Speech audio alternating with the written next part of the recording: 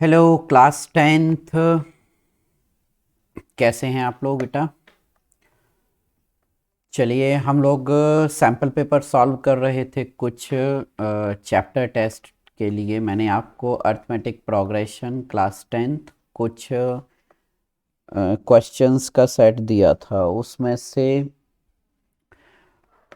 एक case based MCQ case study type एक question है जिसको आज हम लोग डिस्कस कर रहे हैं।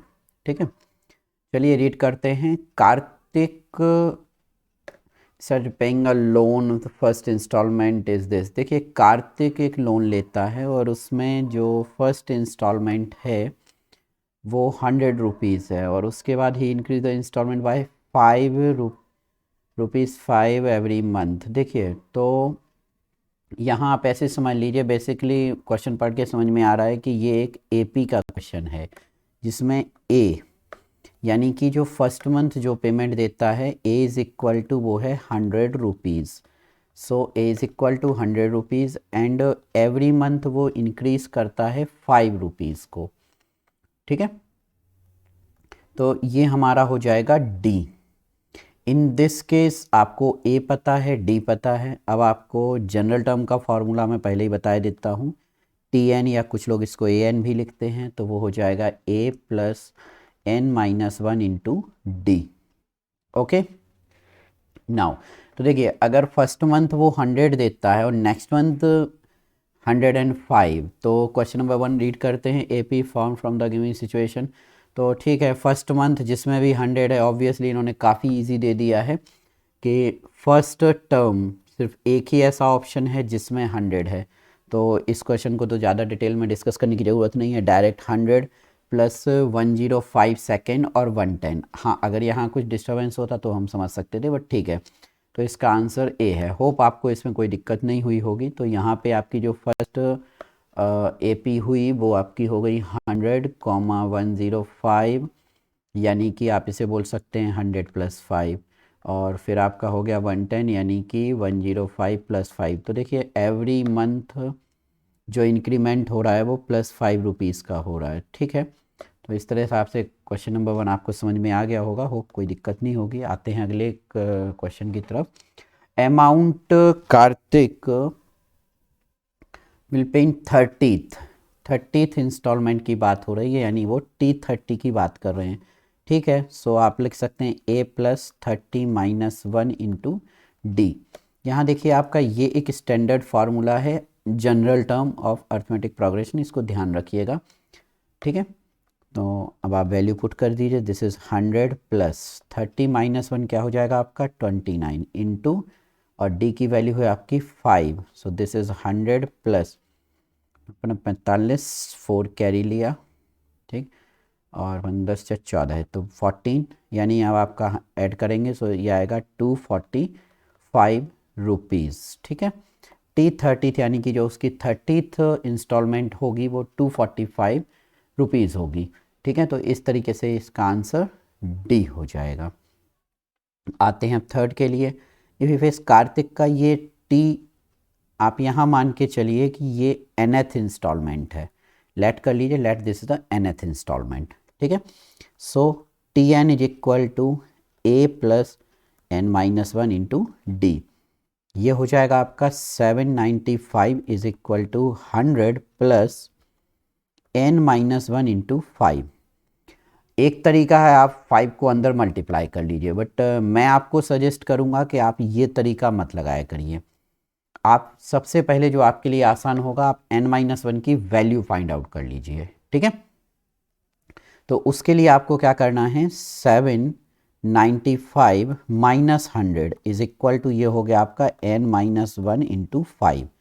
ठीक, तो इससे n-1 इज इक्वल टू हो जाएगा आपका ये 695, और चूंकि यहाँ 100 था इसको आप नीचे ले जाके यहाँ डिवाइड कर सकते हैं। तो इससे आपका क्या, मैं स्टेप बचाए लेता हूँ यहाँ, ये हो जाएगा। और जैसे ही आपने, चूंकि यहाँ 5 था, सॉरी, ठीक है, आपने नीचे 5 से डिवाइड किया, नॉर्मल मेथड से डिवाइड कीजिएगा। 5 1 ज़ा 5, आपका 19 कैरी आ रहा है, 5 3 ज़ा 15, ओके 15, नाउ 4 कैरी और 5 9 ज़ा ठीक है, इससे आपका ये हो गया n-1, ठीक। अब 5 आपने नीचे भेज दिया तो यहाँ से ऑब्वियसली 5 हटा दीजिएगा। Now n-1 is equal to 139, तो n का वैल्यू क्या हो जाएगा, ये 1 इस तरफ जाएगा, ऐड हो जाएगा, तो ये हो जाएगा आपका 140, यानी n हो जाएगा 140th इंस्टॉलमेंट। ठीक है, तो इस तरीके से आपका 140 इंस्टॉलमेंट, ये आपका आंसर नंबर ए हो जाएगा।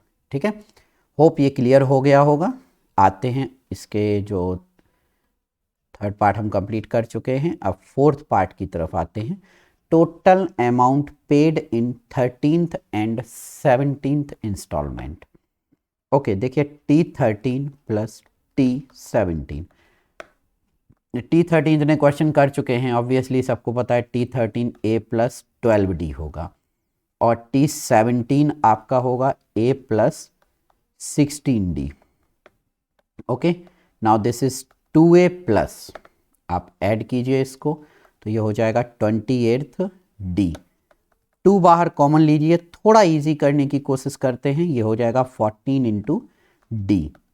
नाउ ट्वाइस ऑफ, अब आप A की जगह 100 पुट कीजिए, 14 इंटू 5 पुट कीजिए, तो ये हो जाएगा 2, दिस इज 100, 5 4 ज़ा 20, 5 1 जा 5 प्लस 2 7। बेसिकली अगर टेबल आपको लर्न है तो आपके लिए बेटर है। नाउ दिस इज 170 और 2 मल्टीप्लाई बाय 170, तो आपका ये हो जाएगा इसका आंसर 340 रुपीज़। ठीक है, यानी आपका ऑप्शन नंबर कौन सा हो गया यहाँ पे, डी ऑप्शन, इट्स 340। ठीक है, तो क्लियर हो गया होगा। आते हैं अगले वाले में, if he increase the instalment by 6 rupees every month. देखिए अभी तक हम लोग जो क्वेश्चन कर रहे थे उसमें डी का वैल्यू क्या दिया हुआ था, 5 rupees, but now for this question यानी कि फिफ्थ पार्ट के लिए जो आपका आंसर आएगा वो हो जाएगा a is equal to, already आपको पता है 100, बट अब d की वैल्यू हो गई है 6 रुपीज़, देन द अमाउंट पे इन 53, यानी अब आपको T53 निकालना है इस डेटा के लिए, तो हो जाएगा 100 प्लस 53 माइनस 1 ऑफ 6, यानी 100 plus 52 into 6. Now this is 100 plus 6 2 is 12, 1 carry, 6 5 are 30 plus 1 31, 100 add किया, दिस इज 412। ठीक है, रुपीज़। तो यहाँ आपका जो आंसर आएगा वो आएगा 412 रुपये। ठीक है, होप क्लियर हो गया होगा आपको। इस क्वेश्चन में ऐसा कोई इतना ज़्यादा दिक्कत नहीं थी, इस तरीके से आपका ये क्वेश्चन क्लियर हो जाता है। ओके, अगर आप लोगों को इस केस स्टडी में कोई दिक्कत आई हो तो प्लीज़ मुझे बताइएगा। ठीक है, फिर हम आपको दोबारा इस क्वेश्चन को एक्सप्लेन करेंगे। ओके, सो अब हम अगले क्वेश्चन की तरफ आते हैं। देखिए नेक्स्ट क्वेश्चन हमारा क्या है। ओके, नेक्स्ट क्वेश्चन काफ़ी अच्छा लग रहा है। देखिए क्वेश्चन में आपसे क्या दिया हुआ है, फर्स्ट ऑफ ऑल आप रीड कर लीजिए question. Determine the AP whose fifth term is 19। देखिए एक स्टूडेंट ने मुझसे कहा कि सर थोड़ा सा कैलकुलेशन को स्लो किया कीजिए, काफ़ी स्लो करने की कोशिश कीजिए कैलकुलेशन को, वही स्टेप्स हैं जो हमारे गलत होते हैं। तो बेटे मैं आपको बता दूं, बहुत सारे क्वेश्चंस करने होते हैं, आई विल ट्राई, मैं पूरा ध्यान दूंगा, जितना स्लो हो सकेगा कैलकुलेशन के समय एक एक चीज़ को मैं एक्सप्लेन करने की कोशिश करूंगा। ठीक है, चलिए इस क्वेश्चन को देखते हैं। डिटरमाइन द AP, आपको एक AP बताना है जिसके लिए T5 यानी fifth term is 19, fifth term is 19। देखिए मैं क्वेश्चन को रीड करना भी आपको बताता हूँ, कहाँ रुकना है, कैसे क्या करना है, तो उसी तरफ से आप किया कीजिएगा। Now difference of eighth term from the 13th term is 20।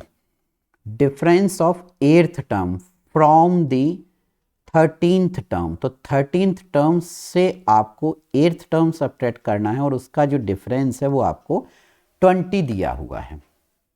Now आपके पास अब दो इक्वेशन बनती हैं। फर्स्ट हो गया T5 means A plus 4D is equal to 19। हाँ, आप लोग इसको ऐसे भी कर सकते हैं, A plus 5 minus 1 into D is equal to 19। Clear? तो आपकी ये इक्वेशन हो गई इक्वेशन नंबर 1। अब इसमें करते हैं तो ये हो जाएगा आपका A plus 12D minus A plus 7D is equal to 20। Now A plus 12D minus A minus 7D is equal to 20। A से A आपका कैंसिल होता है और 12 minus 5 7D is equal to 20। तो यहाँ से आपका D का वैल्यू हो जाता है, ये आपका 7D नहीं सॉरी ये 5D होगा। सो 5D 20 ये आपका हो गया 4। यहाँ D की जो वैल्यू है वो आपको 4 मिली। इससे आप क्या करेंगे, अब ये वाली जो D की वैल्यू वो आप यहाँ पुट कीजिए, यहाँ लिखिए put D is equal to 4। इसे आप इक्वेशन 2 भी बोल सकते हैं।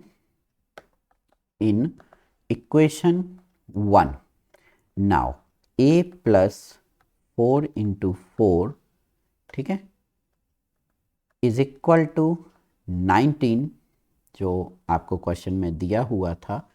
अब आप वैल्यू पुट करेंगे। सो A इज इक्वल टू 4 4 16 यानी 19 माइनस 16। तो यहाँ से आपका A का वैल्यू आ गया 3। सो आपकी जो AP होगी वो क्या होगी, A plus D, A plus 2D and so on. आप वैल्यू पुट कीजिए, put A is equal to 3 and D is equal to 4 यानी 3 प्लस 4 कितना हो गया 7। नाउ 7 प्लस 4 आपका 11। तो इस तरीके से आपका जो आंसर हो गया 3 7 11 एंड 14 ये आपकी AP हो जाएगी। ओके, कर सकते हैं, ये आपका आंसर हो जाएगा। अगर दिक्कत हो तो मुझे इन्फॉर्म कीजिएगा। ओके, आते हैं हमारे नेक्स्ट क्वेश्चन की तरफ। ठीक है, देखिए नेक्स्ट क्वेश्चन हमारा जो क्वेश्चन है उसको रीड करते हैं। देखिए क्वेश्चन हमसे ये कह रहा है find the sum of all the terms of all 11 terms of the APs middle most term. ठीक है, देखिए सबसे पहले तो आप ये समझिए total number of terms is equal to 11। अब वो आपसे कह रहे हैं कि मिडिल मोस्ट टर्म क्या होगा। देखिए मिडिल मोस्ट टर्म आपको पता है, आपको इसको निकालने का एक तरीका है, आप 11 का हाफ कीजिए। ठीक है, किसी उस नंबर का आपको मिडिल टर्म निकाल रहा हूं तो इसका हाफ कीजिए, ये आपका 5 पॉइंट समथिंग आएगा यानी 5.5। तो 5 तो कंप्लीट हो गए, यानी कि आपका जो नेक्स्ट टर्म होगा मिडिल में वो 6th टर्म आएगा। क्योंकि 5 कंप्लीट हो चुके हैं, 5 से थोड़ा आगे है ना, तो 6 टर्म होगा। तो आप मिडिल मोस्ट टर्म कहलाएगा उसका 6th टर्म। ठीक है, सो 6th टर्म यानी T6 इज इक्वल टू आपको वैल्यू दी है 30। क्लियर, वैल्यू आपको क्या दिया हुआ है 30। सो A प्लस ये हो गया आपका 6 minus 1 into D is equal to 30 यानी A plus 5D is equal to 30, equation 1। अब आपको क्या फाइंड आउट करना है, सम। देखिए सम का फॉर्मूला क्या है, यहाँ पे एक जनरल टर्म का भी फॉर्मूला लगा है, मिडिल मोस्ट टर्म की बात हो रही है। तो देखिए sum of 11 terms is equal to, तो क्या फॉर्मूला होता है, देखिए सम ऑफ टर्म का मैं यहाँ पे आपको फॉर्मूला लिखे दे रहा हूँ। n के लिए n/2 2a plus n minus 1 into D. ठीक है, तो वही मैं यहाँ पुट कर रहा हूँ, n/2 2a plus n minus 1, n क्या है 11 इंटू डी। ठीक, 11/2 2a प्लस 10d। देखिए 2 और 10 क्या कॉमन आ रहा है, दिस इज 11/2, 2 कॉमन ले लीजिए, ये हो गया a प्लस 5d। ठीक है, आपका 2 से 2 कैंसिल हो जाता है यहाँ पे, और a प्लस 5d इसकी वैल्यू आप पुट कर सकते हैं। क्या वैल्यू दी हुई है इक्वेशन नंबर 1 से? 30। तो आपका क्या हो गया ये 11 इंटू, आप उसकी वैल्यू पुट कर दीजिए। किसकी वैल्यू पुट करेंगे? a प्लस 5d की। आप यहाँ लिखिए, आपको पता है a plus 5d is equal to 30। तो ये हो गया आपका 11 इंटू 30, यानी आपका कितना हो जाएगा 11 3 या 33 और आपका 330 आंसर। तो इस तरीके से आपका इसका आंसर आ जाता है। ठीक है बच्चों, तो आज के लिए हम ये 2 क्वेश्चन ही रखते हैं, बाकी हम अगले क्वेश्चंस अगले वीडियो में डिस्कस करते हैं। Okay, thanks for watching, thank you so much.